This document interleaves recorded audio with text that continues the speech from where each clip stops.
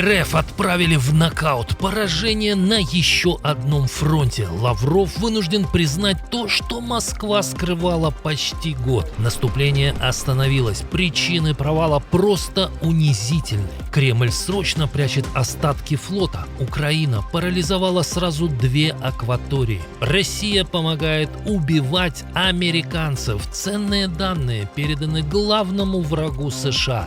Новая серия ударов. Киев обрел неожиданного союзника, а лжи Путина теперь узнают миллионы человек.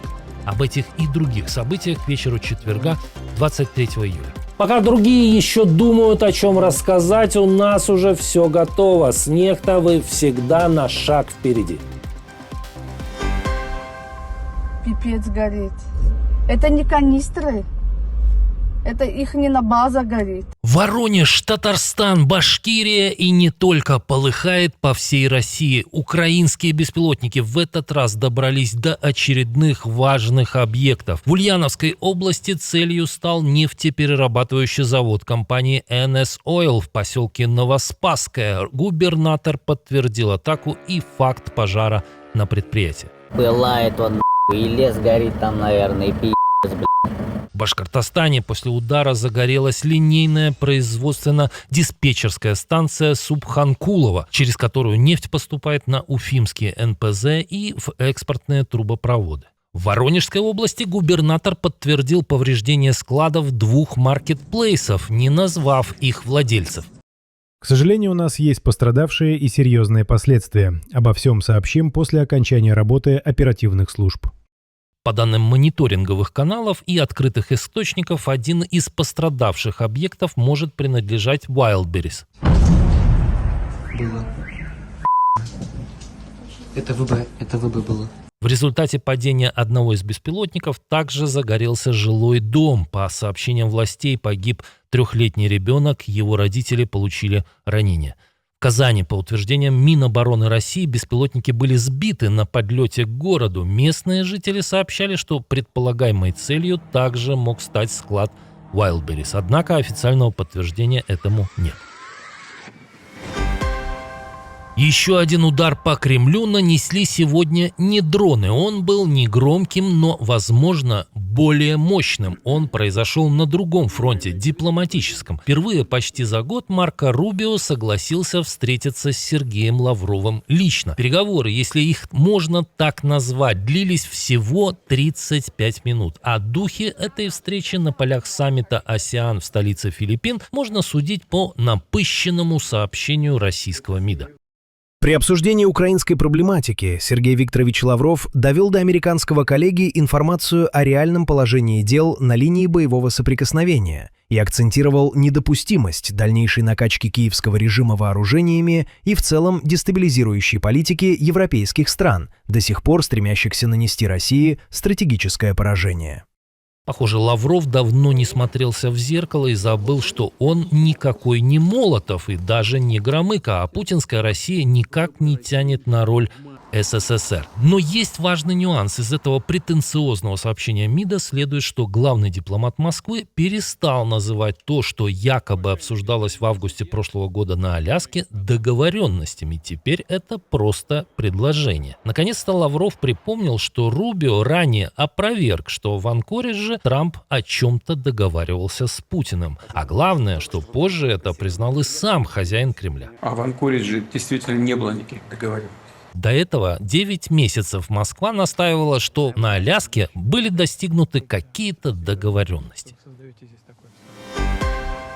Тем временем Кремль заподозрили в серьезных кознях против Вашингтона. Американская разведка проверяет, могла ли Россия помочь Ирану в атаках на объекты ЦРУ на Ближнем Востоке. Об этом сообщает Reuters со ссылкой на 4 осведомленных источника. По данным агентства, Москва могла передавать Тегерану разведданные, а также технологии для повышения точности ударных беспилотников. Речь идет об атаках, произошедших в марте, когда иранские дроны нанесли удары по объектам ЦРУ, в том числе по резидентуре в посольстве США в Эр-Рияде и объекту на востоке Ирака. Источники Reuters подчеркивают, что окончательных выводов пока нет, однако западные спецслужбы изучают возможную роль России. По словам двух западных чиновников, Иран мог использовать модернизированные с российской помощью дроны «Шахед», а также российскую спутниковую навигационную систему «Комета-М», которая повышает точность наведения. ЦРУ отказалась комментировать эту информацию. Иран, Минобороны России и власти Саудовской Аравии также не ответили на запросы Reuters.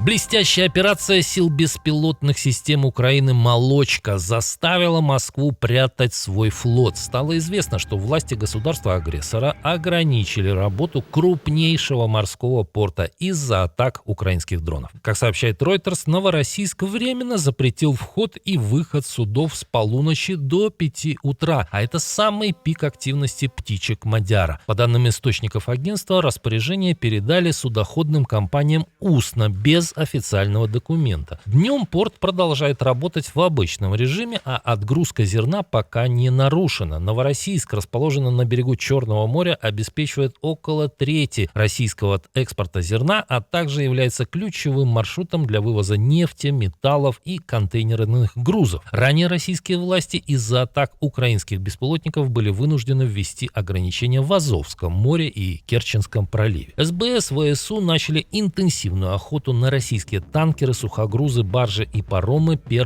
июля и за 3 с небольшим недели поразили почти 200 таких кораблей.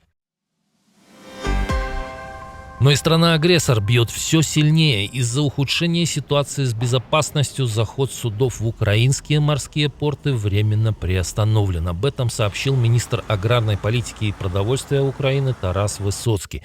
По его словам, решение приняли сами судовладельцы, а не власть. Еще 21 июля в украинские гавани заходили 4 или 5 судов, однако уже на следующий день движение фактически остановилось. Высоцкий подчеркнул, что бесперебойная работа морского коридора имеет стратегическое значение для экономики и национальной безопасности страны. По словам министра, правительство уже готовит меры, которые должны помочь восстановить судоходство, однако подробности этих шагов пока не раскрываются.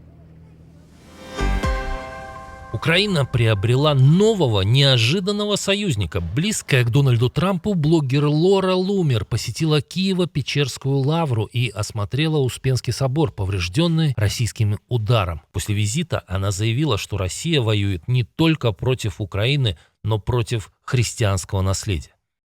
Путин нанес удар беспилотником по Иисусу Христу. Возродившийся Рейх и Россия не хотят, чтобы вы увидели это видео. По словам американской гости, увиденное стало для нее доказательством того, что она ошибалась, доверяя российской пропаганде. Я действительно говорила эти вещи об Украине и Зеленском и не буду удалять свои посты, потому что осознала, я ошибалась. Я жила в информационном пузыре, а российские медиа в социальных сетях убедили меня поверить в это.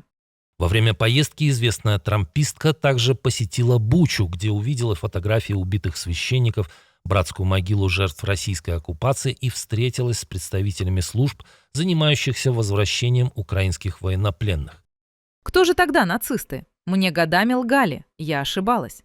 Я обязана исправить сказанное ранее. Россия очень хорошо ведет информационную войну. В Киеве американскую гостью встречали на очень высоком уровне. Ее сопровождали первый заместитель руководителя Офиса президента Сергей Кислица и вице-премьер по вопросам гуманитарной политики, министр культуры Татьяна Бережная. Помните о встрече Лаврова и Рубио? Как говорится, почувствуйте разницу. Российское наступление под Купянском забуксовало. Об этом говорится в очередном отчете Американского института изучения войны. Аналитики говорят сразу о 3 причинах. По их мнению, захватчикам мешают плотная работа украинских беспилотников, нехватка подготовленных военных и острый дефицит топлива. А из-за него российские подразделения не могут активно использовать мотоциклы, квадроциклы и другой легкий транспорт. Вчера не получилось, но сегодня удалось. Новый 21-й пакет санкций против Кремля согласован послами стран ЕС. Но согласован не без боя. Ранее его принятие блокировала Греция. Согласно утечкам, страна добилась исключений для себя. Афинам разрешили при определенных условиях продолжить реэкспорт российского сжиженного природного газа в третьи страны. Исключение касается только контрактов, заключенных до 24 февраля 2022 года. Кроме того, Греция разрешили закупать все необходимое для транспортировки такого газа. По данным источников, именно этот компромисс помог разблокировать принятие нового пакета санкций ЕС. При этом исключение не будет постоянным. Совет Евросоюза намерен пересматривать его ежегодно. В противостоянии на Ближнем Востоке появился новый игрок. К корпусу стражей исламской революции присоединились хуситы из Йемена. Они осуществили свои угрозы и все-таки атаковали гражданские суда. Причем речь идет не об Ормузском проливе, а о Красном море, которое у многих скорее ассоциируется с пляжами Хургады и Шарм-аль-Шейха. Давние союзники иранского режима заявили, что атаковали ракетами и беспилотниками два саудовских нефтяных танкера «Энселия» и «Лейла» в рамках объявленной морской блокады Саудовской Аравии. Вооруженные силы продолжат свои военно-морские операции против нашего саудовского врага и будут упорствовать в применении принципа «осада за осаду». Мы заверяем саудовского врага, что любая глупость или агрессия, направленная против нашей страны, будет встречена крупномасштабными операциями в глубине ее территории, и последствия для нее будут ужасными по воле и силе Аллаха. Риад подтвердил удар по танкеру «Энселия», сообщив о пожаре на носовой части судна. Из-за новой эскалации часть танкеров уже меняет маршруты. 5 судов отказались проходить через Баб-эль-Манденский пролив, а еще 3 танкера с саудовской нефтью, направлявшиеся в Китай и Индию, развернулись обратно. Это создает дополнительные риски для мировых поставок нефти на фоне проблем с судоходством через Ормузский пролив. Тем временем американские военные сообщили о новой серии ударов по Ирану по приказу Дональда Трампа. Сам президент США ранее заявил, что Вашингтон будет уничтожать иранскую инфраструктуру, включая мосты и электростанции, если Тегеран продолжит атаки на суда.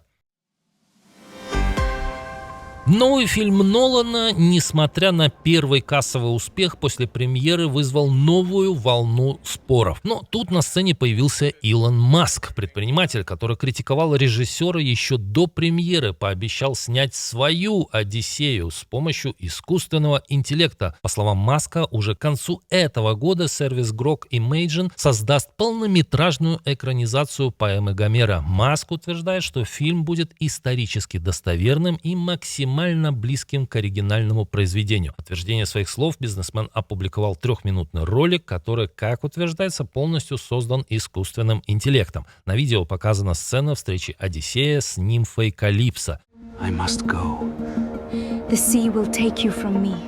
Тем временем фильм Кристофера Нолана только за первый уикенд мирового проката собрал $264 миллиона и получил 97% положительных оценок зрителей на Rotten Tomatoes. Но если у Маска получится, мы станем свидетелями настоящей новой эры в кино. Спасибо, что досмотрели до конца. Увидимся утром.